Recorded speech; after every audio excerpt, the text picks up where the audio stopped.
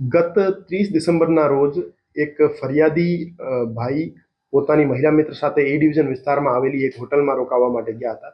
જ્યારે એ હોટલમાંથી પરત થતા હતા ત્યારે એમને એક અજાણ્યો માણસ મળીને ધમકાવવા માંડ્યો કે હું રાજકોટ ક્રાઇમ બ્રાન્ચમાં છું અને હું તમારા વિરુદ્ધ ફરિયાદ દાખલ કરી દઈશું. તમે છોકરીને લઈને હોટલમાં ગયા છો અને જે તમારી બદનામીથી બચવું હોય તો મને 50,000 રૂપિયા આપો.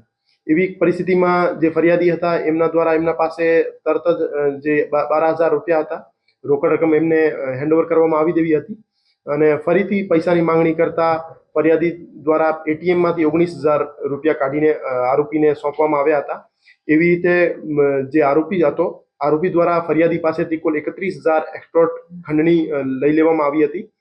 એ ડિવિઝન પોલીસ દ્વારા આ બાબતે તપાસ હાથ ધરીને આરોપી મિહિર કુગસિયાને હસ્તગત કરવામાં આવ્યો છે અને એમના પાસેથી રોકડ રકમની રિકવરી કરવામાં આવી છે. ના, હજુ સુધી એમના વિરુદ્ધ કોઈ ગુનો દાખલ થયો નથી. અગાઉ પણ એવો એક બનાવ એ ડિવિઝનમાં દાખલ થયેલો છે અને આ સિવાય યુનિવર્સિટી વિસ્તારમાં પણ એક છેડતીનો અને લૂંટનો બનાવ બન્યો હતો, જેમાં પણ પોલીસની ઓળખ આપી હતી. મારી આમ જનતાથી અપીલ છે કે જ્યારે પણ કોઈ માણસ તમારા પાસેથી પોલીસની ઓળખ આપી પૈસાની માંગણી કરે ત્યારે એમની આઈડેન્ટિટી ખરેખર વેરીફાઈ કરવાની તમારે રહેશે.